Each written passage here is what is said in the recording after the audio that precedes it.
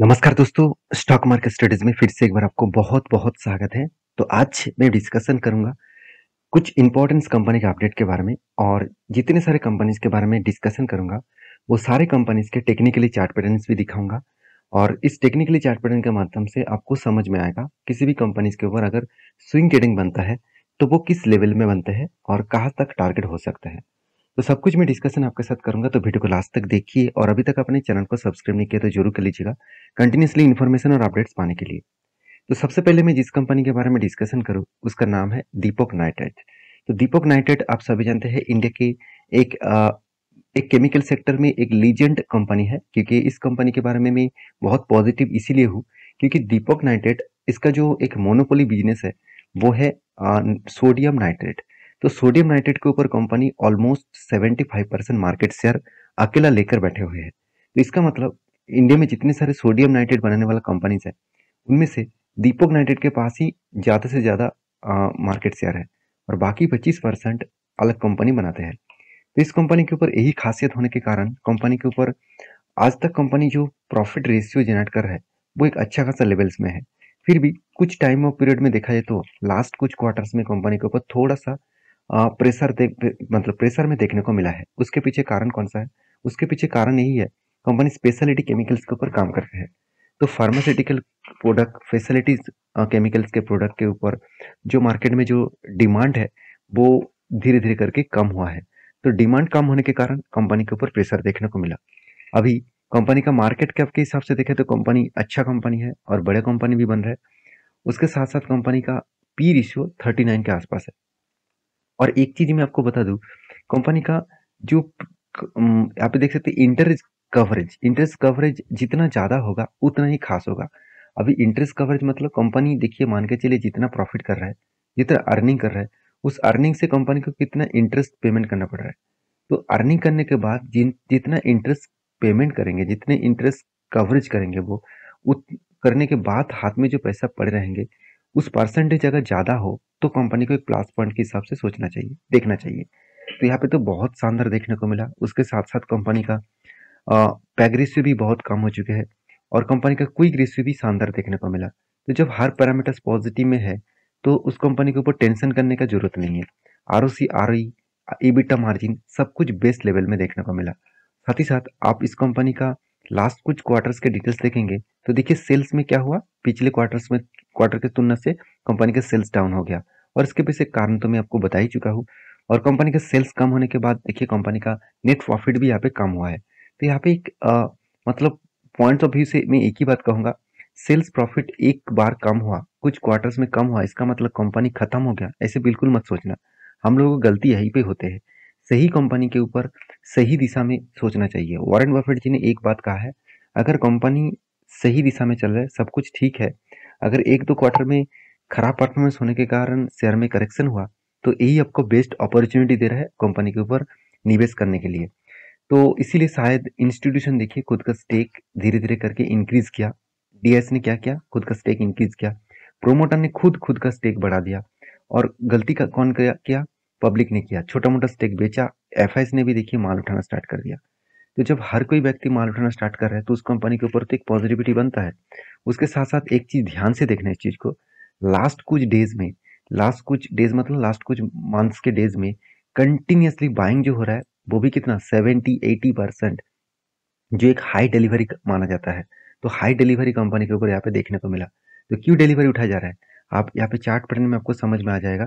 तो मैंने आपको ये भी बताया था कि चार्ट पैटर्न कुछ इस तरीके से नजरिया दिखा रहा है कि यहाँ पे एक ब्रेकआउट हुआ, स्ट्रॉन्ग रेजिस्टेंस को ब्रेकआउट किया और यहाँ पे रिट्रेसमेंट किया और यहाँ पे डबल ग्रीन कैंडल दिखा तो मैंने यहाँ पे एंट्री लिया था और यहाँ पे टारगेट था।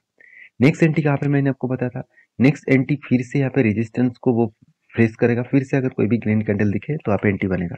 इस लेवल के ऊपर एक एंट्री बना था तो मैंने यहाँ पे एंट्री नहीं लिया, माफी चाहता हूँ, मैंने एंट्री क्यों नहीं लिया मैं आपको बता दूं कि यहाँ पे जो टारगेट बन रहा था वो छोटा सा टारगेट था और मेरा यहाँ पे टारगेट लेने का मकसद भी नहीं था, मैं थोड़ा सा एक बड़ा टारगेट के लिए सोच रहा हूँ, तो इसलिए मैंने यहाँ पे कोई एंट्री नहीं लिया। तो वो टारगेट क्या बन सकते हैं, आप ध्यान से देखेंगे तो यहाँ पे क्या बना, यहाँ पे एक बिग हेड बना और उसके बाद एक शोल्डर बनाने के लिए वो तैयारी में है। तो हेड एंड कम शोल्डर अगर बनेगा और यहाँ पे ब्रेकआउट भी होगा तो सोचना एक बड़ा-सा आपको रैली देखने को मिल सकता है, क्योंकि यहाँ पे जो हेड का साइज़ है, इस हिसाब से अगर टारगेट मिले, तो बड़ा-सा रैली आपको टारगेट मिल सकता है। तो फिलहाल के लिए इंतज़ार करिए, जब मौका मिलेगा, जब एंट्री बनेगा, तो मैं आपके साथ ज़रूर शेयर करूँगा। नेक्स्ट जो कंपनी जिसके बारे में बात करूँ, उसका नाम है राजेश एक्सपोर्ट। इस कंपनी के बारे में मैं वीडियो बनाकर आपको शायद बोरिंग भी कर चुका हूँ, मगर फिर भी मैं आपको इसीलिए वीडियो बना के दे रहा हूँ, क्योंकि आपको पता चले कि इस कंपनी के अंदर क्या हो रहा है और कौन-सा लेवल में आपको डीपली नॉलेज का ज़रूरत है। डीपली उस कंपनी के ऊपर स्टडी करके काम करना ज़रूरी है। तो मैं इस कंपनी के ऊपर तो एंट्री ले चुका हूँ, मैं आपको लेवल्स भी बताया था, फिर भी मैं आपको लेवल दिखाऊँगा। अभी भी आपको मौका दिया जा रहा है इस कंपनी के ऊपर कुछ पॉजिटिव इम्पैक्ट के लिए, पॉजिटिव एक पोजीशंस के लिए। तो मार्केट कैप के हिसाब से 14,700 करोड़ के आसपास है। तो कुछ दोस्तों का ये भी कमेंट्स है मुझे कि सर इस कंपनी तो बर्बाद होने वाला है, क्योंकि यूएस एंड यूरोप मार्केट में कंपनी का बिजनेस ज़्यादा चलते हैं। तो जिस कंट्रीज में आज इकोनॉमिकली क्राइसिस में कारण गोल्ड खरीदने का जो डिमांड है वो कम हो गया। देखिए ये आपकी बात सही है, फिर भी मैं एक बात आपको बता दूं, आज कम है इसका मतलब हर टाइम कम रहेगा ऐसे बिल्कुल मत सोचना। अगर मान ही लेता हूँ कि कंपनी के ऊपर खराब सिचुएशन है, कंपनी के ऊपर खराब सिचुएशन होने के कारण कंपनी के ऊपर लगातार गिरावट का माहौल बन सकते हैं, तो मेरे हिसाब से तो आप थोड़ा सा स्टडी कम किए हैं, क्योंकि कंपनी के क्वार्टरली रिजल्ट देखेंगे तो इस खराब सिचुएशन में भी कंपनी देखिए हाईएस्ट सेल्स जनरेट किया, पिछले सालों के तुलना से डबल के आसपास सेल्स जनरेट किया और एक्सपेंस को भी कंपनी कंट्रोल करने के बाद हाईएस्ट प्रॉफिट भी जनरेट किया। तो जब कोई कंपनी खराब सिचुएशन में भी इतना शानदार परफॉर्मेंस कर सकते हैं, तो उस कंपनी के ऊपर चिंता करने का क्या जरूरत है। उल्टा और एक मैं बात बता दूं, कंपनी ऑल ओवर वर्ल्ड में, इंडिया की बात नहीं कर रहा हूँ, ऑल ओवर ओवर वर्ल्ड में 30% 30% गोल्ड माइनिंग में खुद का मार्केट शेयर लेकर रखा है। तो सोचिए इतना बड़ा market cap all over world में अकेला एक ऐसे एक छोटे कंपनी लेकर रखा है, तो इसमें कितना हाई पोटेंशियल है फ्यूचर में ग्रोथ होने का।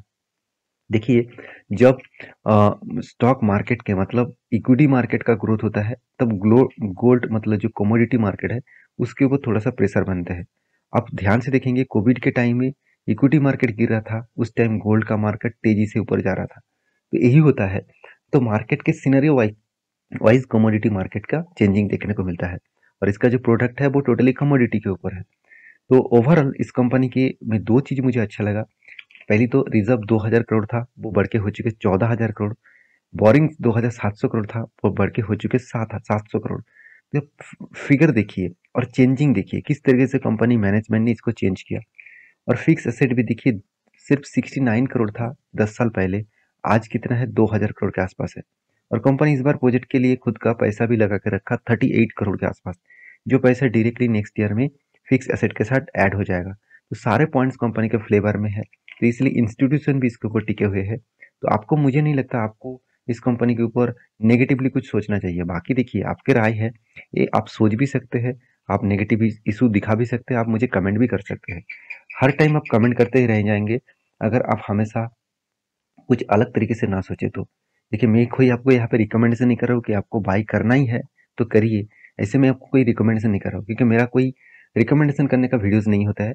मेरा काम होता है आपको सिखाना, जानकारी के बारे में आपको बता देना। तो सारी चीज आपको सिखाना मेरा काम है। सीख कर काम करेंगे तो आपको लॉसेस होने का चांसेस बहुत कम हो जाएगा।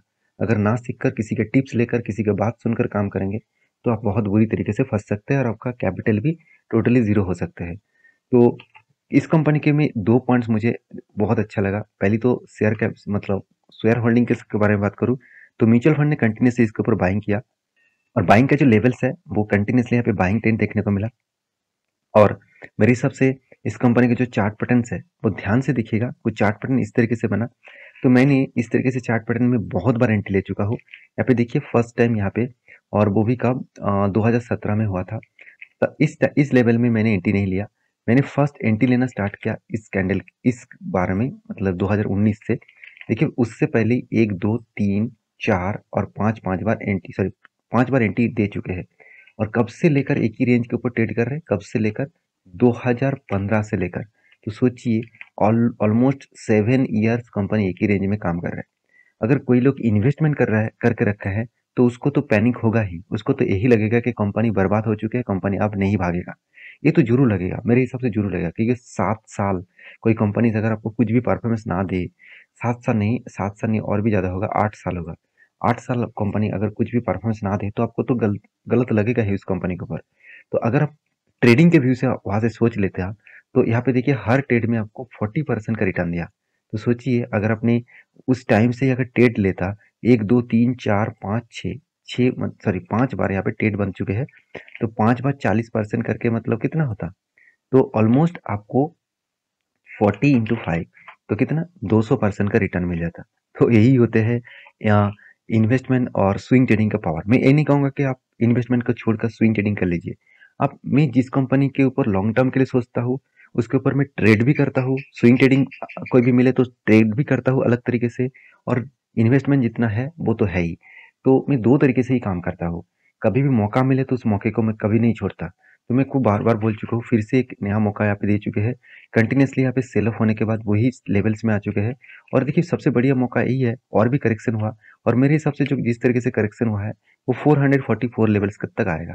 अगर इसी लेवल तक फिर से आए, अगर इस मेरे एंटी लेवल से फिर से इस नीचे तक आए और मैं आपको मार्किंग कर दूं तो 14% का गिरावट होगा। तो इस लेवल में फिर से मैं एवरेज करूंगा, क्योंकि मुझे इस 14% का एवरेज भी मुझे एक्स्ट्रा मिल जाएगा। तो बाकी आप समझदार है, आप आपके हिसाब से काम करिए, मैं मेरे हिसाब से काम करता हूँ। अगर आपको काम करना ही है तो रिसर्च करके ही काम करिए। नेक्स्ट जो कंपनी जिसके बारे में बात करूँ उसका नाम है आरती इंडस्ट्रीज लिमिटेड। तो आरती इंडस्ट्रीज लिमिटेड इंडिया के एक पॉपुलर केमिकल सेक्टर से जुड़े हुए कंपनीज है। इस कंपनी के ऊपर लगातार लगातार एक प्रेशर देखने को मिला है।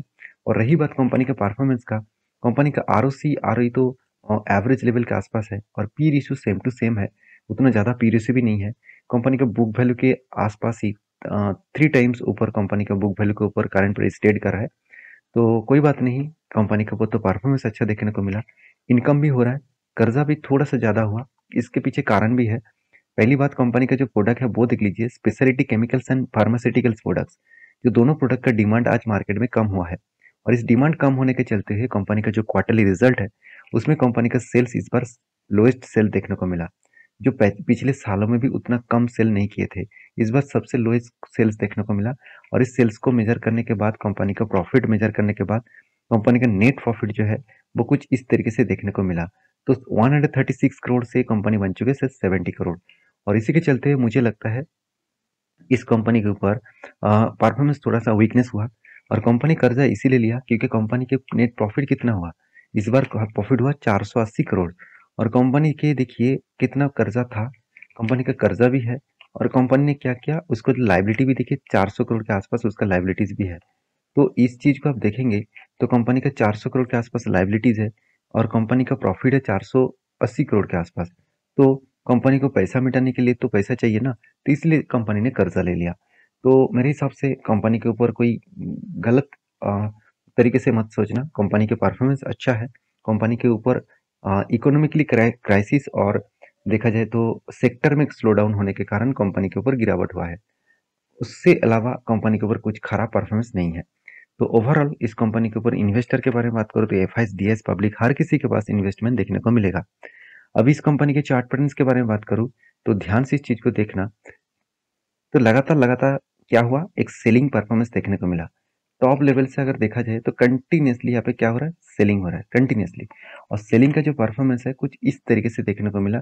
और मैं आपको ये भी कुछ रेंज बना के दिया, अगर इस रेंज के नीचे अगर ट्रेड करना स्टार्ट करे तो नेक्स्ट जो लेवल है वो 299 लेवल तक आ सकते हैं। तो इतना करेक्शन हो सकते हैं, क्योंकि जिस तरीके से कंपनी के ऊपर सेल ऑफ हो रहा है, तो इस लेवल को अगर इस रेजिस्टेंस को तोड़े एक बड़ा रैली देखने को मिल सकता है। अगर इस सपोर्ट को तोड़े तो यहाँ पे बड़ा गिरावट भी देखने को मिल सकता है। अभी देखना है कंपनी किस तरीके से परफॉर्मेंस करता है। नेक्स्ट जो कंपनी जिसके बारे में बात करूँ उसका नाम है सर्वेसर फूड्स लिमिटेड। सर्वेसर फूड लिमिटेड एक छोटा सा कंपनी है, और मुझे इस कंपनी के ऊपर एक पॉइंट ऑफ व्यू से एक चीज देखने को मिला, जो शायद रिटेल पब्लिक को मतलब फंसाने के लिए इस तरीके से चीज किया जाता है। आप ध्यान से देखेंगे कंपनी का प्राइस कितना है, 130 के आसपास। और कंपनी करने क्या वाला है, आप देखेंगे कंपनी बोनस और स्प्लिट एक साथ देने वाला है। 15 तारीख को कंपनी का फेस वैल्यू 10 रुपये से बनेगा 1 रुपया। इसका मतलब कंपनी का जो एक के बदले 10 शेयर कंपनी देने वाले है, और शेयर प्राइस भी 10 टाइम्स कम हो जाएगा। उसके साथ साथ कंपनी बोनस भी देने वाला है, हर एक शेयर में 2 शेयर मिलेगा। इसका मतलब आपके पास 1 शेयर है तो उसके बदले 10 मिलेगा, और 10 के बदले आपको हर एक के बदले 2 मिलेगा। इसका मतलब इसके साथ आप मतलब 10 के साथ आप 2 मल्टीप्लाई करेंगे तो कितना होगा, करीबन 20 शेयर आपको एक्स्ट्रा मिल जाएगा। तो आई होप वीडियो में आपको बहुत सारी जानकारी मिल चुके हैं। तो इस कंपनी के ऊपर निवेश करने से पहले एक बार नहीं 4-4 बार सोच लेना, और मेरे हिसाब से बाकी आप समझदार है उस हिसाब से काम करेंगे, स्टडी करके काम करेंगे तो मुझे अच्छा लगेगा। तो कोई भी बाय एंड सेल का रिकमेंडेशन नहीं है। वीडियो अच्छा लगे तो लाइक करना, दोस्तों के साथ शेयर भी करना, चैनल को सब्सक्राइब भी करना। मिलते हैं नेक्स्ट वीडियो में, तब तक के लिए अच्छे से रहिए, अपने ख्याल रखिए। धन्यवाद।